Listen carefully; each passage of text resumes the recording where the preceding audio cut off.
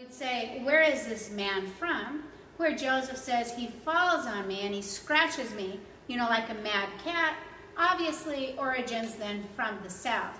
Okay, in the meantime, tar bucket is brought.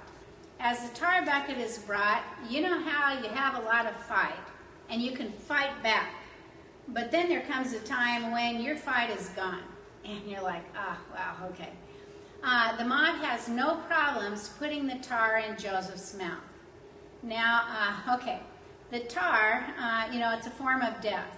So you swallow the tar, suddenly it will catch in your throat, you can't breathe, and you literally suffocate. That's how you die from tarring. So they put the tar in Joseph's mouth. After they do so, they dislike the man so much that they're willing to waste all the rest of the tar in the bucket. In other words, it's probably not their bucket. What do they care? But it actually takes quite a while to gather that tar. But they take the tar, they splash his body with the tar, so tar is going everywhere. They then open up a pillow where they've gotten out of whose home? Sydney's. And they let the feathers fall. Okay, the feathers, nobody's going to die from feathers. But the feathers are to show you mock the man and what he stands for. So a lot of people in the United States are tarred. It's just in the mouth. You don't know it till you look inside. Very few are tarred and feathered because the feathers show you mock the man and what he stands for. As Joseph is starting to lose consciousness from this ball of tar that's now forming in his mouth, the last words he hears are, "The Mormons are coming." Now, notice a mob always appears brave until they're going to get caught. And in this case, you could get caught and the charge against you is you murdered somebody. And so suddenly, the mob's going to split. They're hurrying back to the old brickyard. They're going to wash their faces. They're going to bury their clothes, quickly, bury the clothes and put on their other clothes. They're going to hurry back home, and, their wife, as they come in, they're going to wake her up. She's going to say, "How are you?" And you go, "Oh, I feel so sick. I need to sleep this off. Could you keep the kids quiet tomorrow morning?" In other words, let me alone. It's done. Okay. Meantime, we turn our attention to Joseph Smith.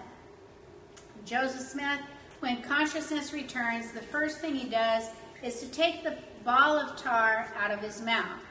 He is so weak that he cannot stand up, but he begins crawling towards where he can see lights in a distance and hoping it's a friend. In the meantime, you can imagine if lights are going on in the big house, which basically means lanterns in the windows and candles. As lights are going on and the noise of the mob, it's going to wake people up in this little kind of shanty town living on Father John Johnson's property. Obviously, it's going to wake Father John Johnson. I'll feature him first.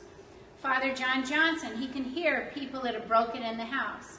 He's awakened. He yells, "Who goes there? You're trespassing." He gets up. He tries to go out his bedroom door, only to find that the mob has put a large set of drawers in front of his door. He can't get out. Elsa comes to help. Between the two of them, he gets out, he goes to the front door, but when he gets to the front door, by this point, Joseph's already been taken. Men back then always carried walking sticks, and I've seen, men with walking sticks here, but they always had their favorite walking stick. And as they went long distance or even short distance, they would usually have it. And so it's always at the front door. As Father Johnson goes to leave his house, instead of going to use his stick as a walking stick, he puts it over his shoulder to use as a club. He comes now barreling out of that front door, only to find here's a Latter-day Saint, but remember it's dark, okay, named Brother John Poorman. He comes rushing to the big house to see what they can do, and each other recognizes each other in the dark as a mob. And so you have Father Johnson hitting Brother Poorman hitting him. Brother Poorman's younger. Father Johnson is on the ground. Brother Poorman, fearful for his life, he runs, he spends the night in an old corn patch. Sure, he's killed a mobber. In the meantime, David Whitmer has been out in one of those houses. He now comes rushing. He can see a figure on the ground. He wants to know, who is it? He says, it's me, Father Johnson. Do you remember why they call him Father? Okay, he's older. Okay, he's not your young adult church. Okay, Father Johnson. And David Whitmer wants to know what's wrong. And he goes, I think he broke my collarbone. David gives him a priesthood blessing. Both of them jump up, and off they go. Okay, in the meantime, their wives now hurry to the home, and suddenly Emma's with, a pre-release society set, walking up and down on the front porch. In other words, don't worry, my husband's going to help. Okay. In the meantime, here comes Joseph. As he's crawling towards the home, he now looks, he can see Emma, he discovers it's a Johnson home. He can see Emma on the front porch. She's surrounded by friends. He's not exactly dressed for company. Okay, remember? Okay. And so suddenly he yells out from the shadows, throw me a blanket. Emma, she recognizes his voice. She knows it's Joseph. She looks out in the shadows. She can see he's covered with something. She assumes it's blood, and she faints dead away. Okay, so here's 5'9", boom. Okay, her worried friends, they're not thinking about Joseph. Look what's happened to Emma. They get Emma inside, they put her on, kind of like a little couch, they get her water, and finally one woman goes, oh yeah, blanket, throws it out. Meantime, Joseph comes in, his friends come in, wanting to know what had they heard. They find Joseph. Suddenly women go home. Emma goes back to care for her children. As she does so, here's now Joseph. Joseph is now put on the big table, where you'd say it's like a dining room table in the Johnson farmhouse, and his friends, now with knives, proceed to take off the tar. Okay, now, I like my friends, but my friends with knives, I don't know. But can you imagine, they're taking off the tar, and suddenly go, oh, gee, Joseph, I got you. Oh, that's okay, brother. Oh, well, you got me too. You got me, okay. Tell me, the next day is Sunday. Would you have attended church? Okay, I think I would have had an excuse. Just even the broken tooth, I'd been like, Okay, but for Joseph, he's going. And it's interesting. You get, you're at that schoolhouse. Mormons are the last church in town, so you got all the others meeting before. And many of the others, some of their members had been in the mob the night before. And they all want to hang around for the Mormon meeting, where suddenly someone's going to stand up and say, we have got to stop mob rule, because we had a murder last night and Joseph's dead. But to their surprise, Joseph said, I went to the meeting as usual, but this time I'm all scarified and defaced. Okay, what's he saying? Some of his, you've seen pictures of Joseph, how his hair goes forward, and you say, oh, wow, that's effeminate. I don't know one man that has his hair that way. Well, why does Joseph? Some of his most severe scars around his hairline. So Joseph now says he attends then the meeting as usual. He's all scarified and defaced. And then he says after the meeting, he went down to the river and he baptized 3. Okay, that's Sunday. Okay, Monday. Okay, Monday he's going to go visit his scribe. Who's his scribe in Hiram? Sidney Rigdon. He goes to see Sidney, and he finds Sidney is delirious. And when he gets close to Sidney, Sidney says, get me my razor. And Joseph says, well, why do you want a razor? And he says, I want to kill my wife. Oh, wow, little woman. She goes running out of the cabin. Okay. Joseph goes after her, brings her back. She now gets close. And Sidney says to his wife, get me my razor. She says, why do you want your razor? And he says, because I want to kill Joseph. Okay, for Sidney Rigdon, what happens to him after this? The answer is he suffers from fits. And it's not epileptic fits, but it's laughing fits. You ever stayed up too late and somebody says the word marshmallow, and suddenly you're laughing so hard, you can't even believe what's happened to you, and suddenly you go, I've just got to go to sleep. And for Sidney, It's the laughing fits. Okay, that's Monday. By Wednesday, there is a death. And you'd say, well, who's going to die? Do you remember the twins that got the measles? Well, the night of the tar and feathering, doors are left open, windows are left open. I mean, everybody's searching who's not attended to. Well, it's the kids. Suddenly, Joseph Smith, Murdoch Smith, he's got complications. He's got a cold, and by Wednesday, he's dead. By Thursday, he's being buried, and by Thursday, where's Joseph Smith?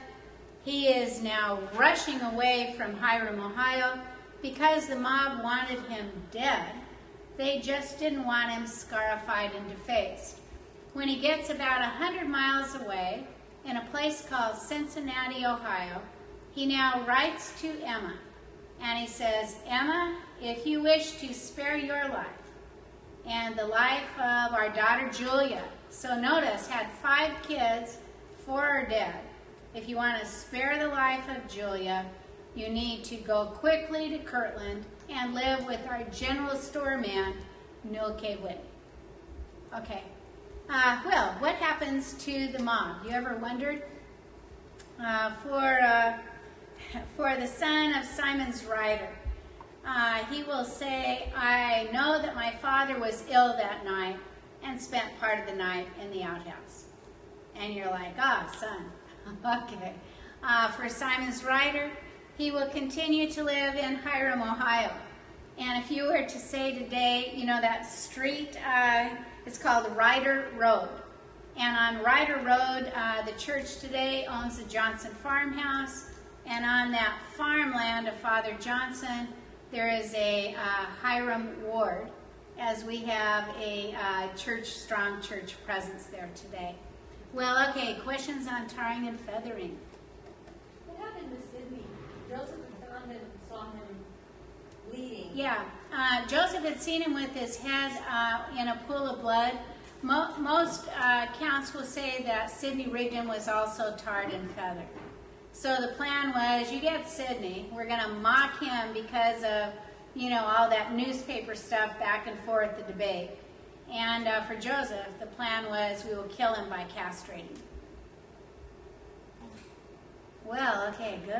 So is it thought that Sidney Rigdon suffered from dementia after that? Yeah, so Sidney Rigdon never seemed quite right after that. However, you get him continuing to be like in Far West, when they could select who could be our main speaker for, say, a July 4th, always July 4th exciting time. Even though Joseph was in town, they still chose Sidney because he could give an amazing speech, But you'd say for Joseph, he's not speaking much. What's wrong? Got the tooth thing. Okay. So he has a spokesman, okay, and it's Sidney. Good. So did Emma leave then? So Emma, good, okay. Left you at the cliffhanger, right? Okay. Emma will then leave and go to Kirtland, and Joseph and Emma will then reunite in Kirtland with Julia. And Julia, lives to be an adult, and she lives to be 49 years old and dies ultimately of breast cancer. So that's what takes Julia. Did she have kids? And Julia, no kids. It seems odd to me that Joseph left for Cincinnati and then wrote his family and children tree. I don't really understand why he didn't leave with his wife and children. Oh, okay, so the question, why wouldn't Joseph have left with his wife and children? I think he actually saw his life in danger, but didn't necessarily see her life in danger. Because she had Father Johnson. Although Johnson's in his 60s, he had young sons that were very involved in the church that could have been protecting. So perhaps he thought, who's to second guess, but perhaps he thought the house, and friends might protect her, whereas the mob was too many for his friends.